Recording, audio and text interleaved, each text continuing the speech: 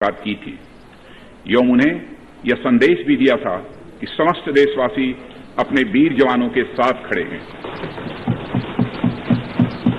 अध्यक्ष महोदय, मैंने भी लद्दाख जाकर अपने सूरवीरों के साथ कुछ समय बिताया है और मैं आपको यह बताना चाहता हूं कि मैंने उनके अदम्य साहस, शौर्य और पराक्रम को महसूस भी किया है। आप जानते हैं कि कर्नल संतोष बाबू और उनके 19 वीर साथियों ने अपनी मातृभूमि की रक्षा करते हुए अपना सर्वोच्च बलिदान दिया है। अध्यक्ष महोदय, कल ही सदन ने 2 मिनट मौन रखकर उन्हें अपनी श्रद्धांजलि अर्पित की है।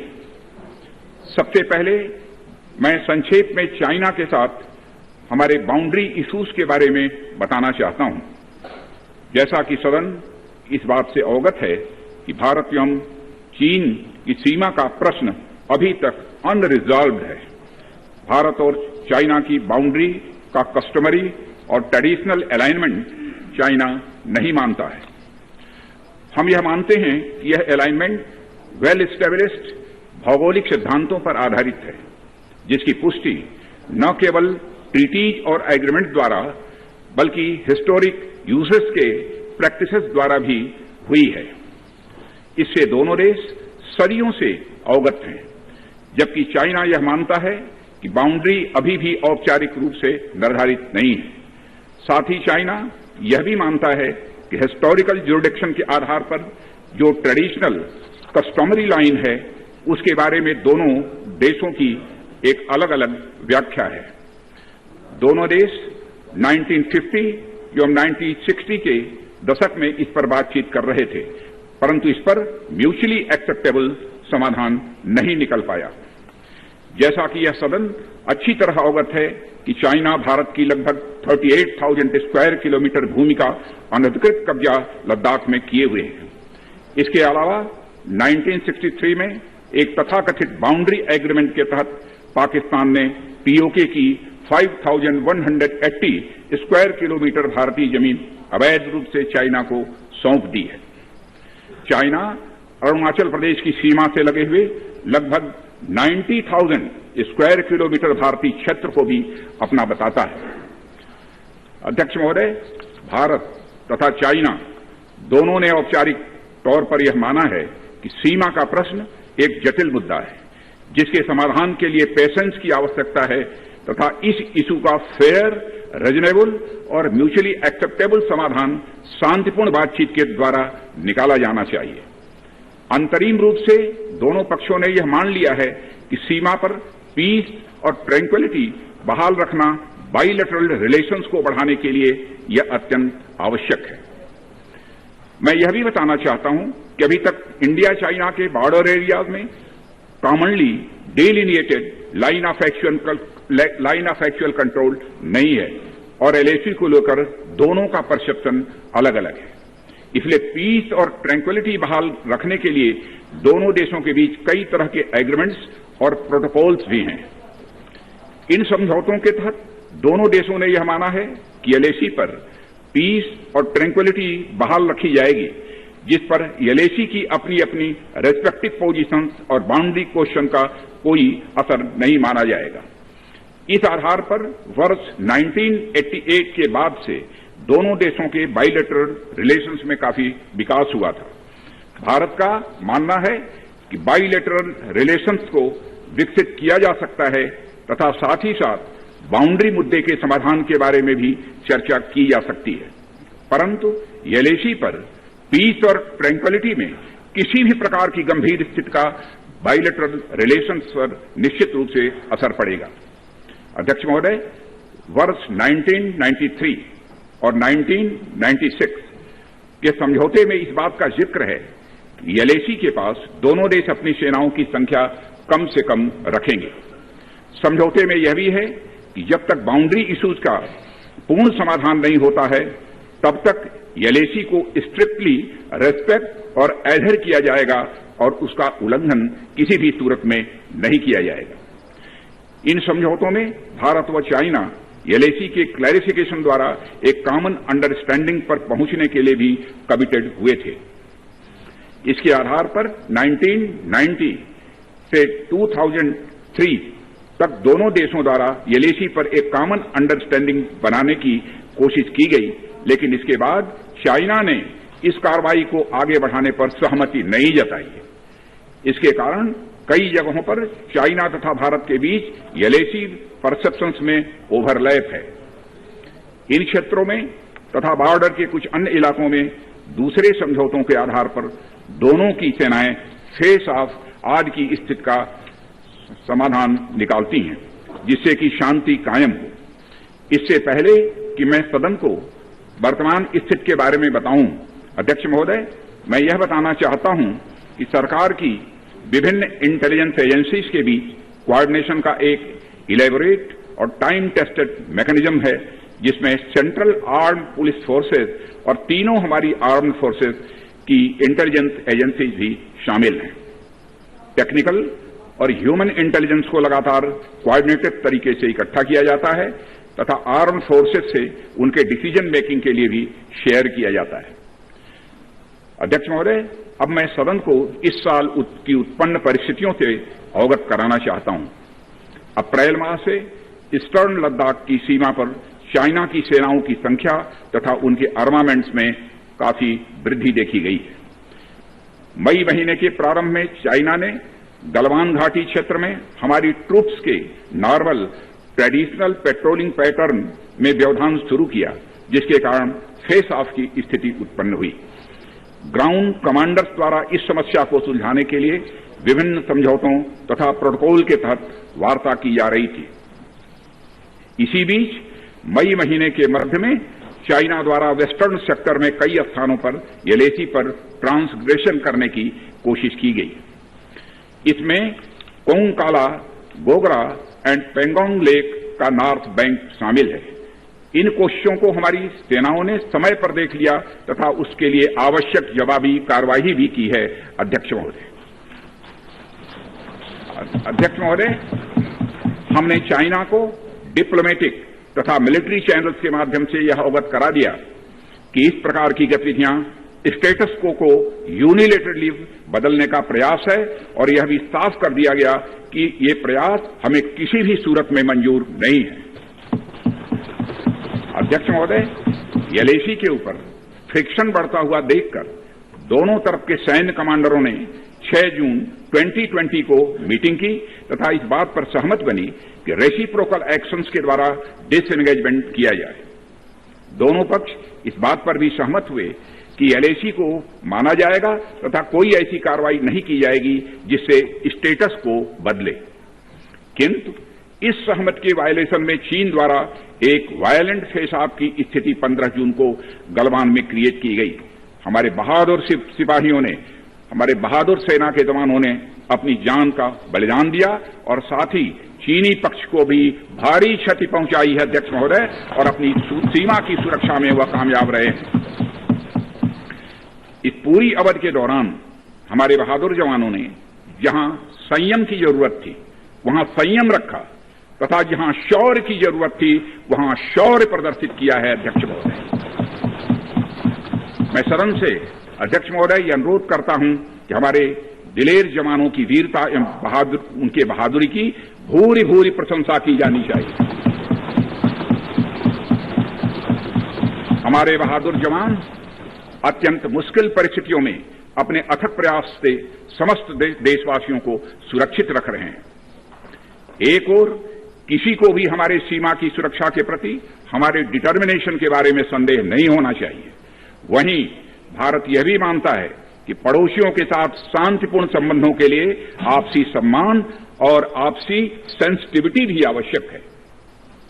चूंकि हम मौजूदा स्थिति का डायलॉग के जरिए समाधान चाहते हैं और हमने चाइनीज साइड के साथ डिप्लोमेटिक और मिलिट्री एंगेजमेंट बनाए रखा है। इन डिस्कशंस में 3 की प्रिंसिपल्स हमारी अप्रोच को तय करते हैं।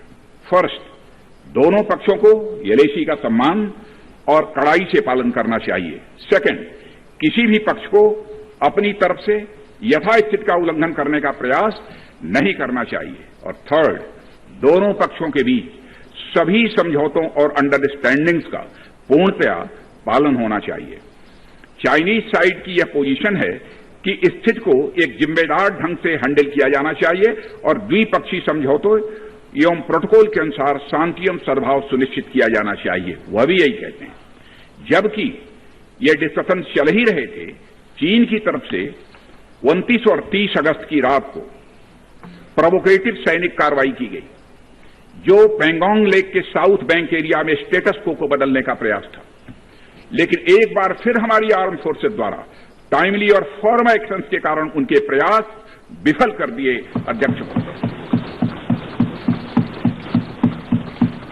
अध्यक्ष महोदय, जैसा कि उपर्युक्त घटनाक्रम से यह स्पष्ट है, चीन की कार्रवाई से हमारे विभिन्न द्विपक्षीय समझौतों के प्रति उसका डिसरिगार्ड पूरी तरह से दिखता है।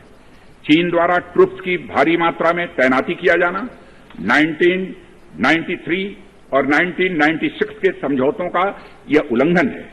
एलएसी का सम्मान करना और उसका कड़ाई से पालन किया जाना सीमा क्षेत्रों में शांति और सद्भाव का आधार है और इसे 1993 एवं 1996 के समझौते में स्पष्ट रूप से यह स्वीकार भी किया गया है। जबकि हमारी आर्म्ड फोर्सेस इसका पूरी तरह से पालन करती हैं। चाइनीज साइड की ओर से ऐसा नहीं हुआ है। उनकी कार्रवाई के कारण एलएसी के आसपास समय समय पर फेस ऑफ्स और फ्रिक्शंस भी पैदा हुए हैं। जैसा कि मैंने पहले भी उल्लेख किया, इन समझौतों में फेस ऑफ की स्थिति से निपटने के लिए विस्तृत प्रोसीजर्स और नॉर्म्स भी निर्धारित हैं। तथापि इस वर्ष हाल की घटनाओं में चाइनीज फोर्सेस का वायलेंट कंडक्ट सभी म्यूचुअली एग्रीड नॉर्म्स का पूरी तरह से उल्लंघन है। अभी की स्थिति के अनुसार चाइनीज साइड ने एलएसी और अंदरूनी क्षेत्रों में बड़ी संख्या में सैनिक टुकड़ियां और गोला बारूद मोबिलाइज किया हुआ है। पूर्वी लद्दाख और गोगरा और कोंकला और पेंगोंग लेक का नॉर्थ और साउथ बैंक पर कई फ्रिक्शन एरियाज हैं। चीन की कार्रवाई के जवाब में हमारी आर्म्ड फोर्सेज ने भी इन क्षेत्रों में उपयुक्त काउंटर डिप्लॉयमेंट्स किए हैं अध्यक्ष महोदय, ताकि भारत के सिक्योरिटी इंटरेस्ट को पूरी तरह से सुरक्षित रखा जा सके। अध्यक्ष महोदय, मैं सदन को आश्वस्त रहना चाहिए कि हमारी आर्म्ड फोर्सेज इस चुनौती का सफलतापूर्वक सामना करेंगी और हमारी आर्म्ड फोर्सेज साथ ही साथ जिस प्रकार की उनके द्वारा आज भी कार्रवाई की जा रही है, जिस प्रकार से सीमा की रक्षा की जा रही है, हम सबको हमारी आर्म फोर्सेज के ऊपर गौरव है अध्यक्ष महोदय, गौरव की अनुभूति होती है। अभी जो स्थिति बनी हुई है उसमें सेंसिटिव ऑपरेशनल इश्यूज शामिल हैं। इसलिए मैं इस बारे में ज्यादा ब्यौरा का खुलासा यदि करना चाहूं तब भी नहीं कर सकता हूं अध्यक्ष महोदय, यह हमारी एक सीमा है और मैं आश्वस्त हूं यह सदन हमारी इस सेंसिटिविटी को भी समझेगा। और अध्यक्ष महोदय, मैं कोविड-19 के चैलेंजिंग समय में हमारी आर्म्ड फोर्सेस और आईटीबीपी के तेजी से डिप्लॉयमेंट हुई है और उनके प्रयासों को एप्रिशिएट किए जाने की जरूरत है। और यह इसलिए भी संभव हुआ है क्योंकि सरकार ने पिछले कुछ वर्षों में बॉर्डर इंफ्रास्ट्रक्चर के विकास को काफी अहमियत दी है। सदन को जानकारी है कि पिछले कई दशकों में चीन ने बड़े पैमाने पर इंफ्रास्ट्रक्चर एक्टिविटी शुरू की है, जिनसे बॉर्डर एरिया में उनकी डिप्लॉयमेंट क्षमता भी बढ़ी है। इसके जवाब में हमारी सरकार ने भी बॉर्डर इंफ्रास्ट्रक्चर के विकास के लिए अपना काफी बजट बढ़ाया है, जो पहले से दोगुना से भी अधिक है। इसके फलस्वरूप बॉर्डर एरियाज में काफी रोड्स और ब्रिजेज भी बने हैं। इससे न केवल लोकल पॉपुलेशन को जरूरी कनेक्टिविटी मिली है, बल्कि हमारी आर्म्ड फोर्सेस को बेहतर लॉजिस्टिकल सपोर्ट भी मिला है। ओके। अध्यक्ष महोदय, इसके कारण वे बॉर्डर एरिया में अधिक अलर्ट रह सकते हैं। 1 मिनट, सेक्रेटरी जनरल ट्रांसलेशन शुरू कर दें। आ रहा है, एक बार चेक कर लो। ठीक, एक बार चेक कर लें दोबारा। ओके। अध्यक्ष महोदय, इसके कारण वे बॉर्डर एरियाज में अधिक अलर्ट रह सकते हैं और जरूरत पड़ने पर बेहतर जवाबी कार्रवाई भी कर सकते हैं। आने वाले समय में भी सरकार इस उद्देश्य के प्रति पूरी तरह से कमिटेड रहेगी, यह मैं सदन को आश्वस्त करना चाहता हूं।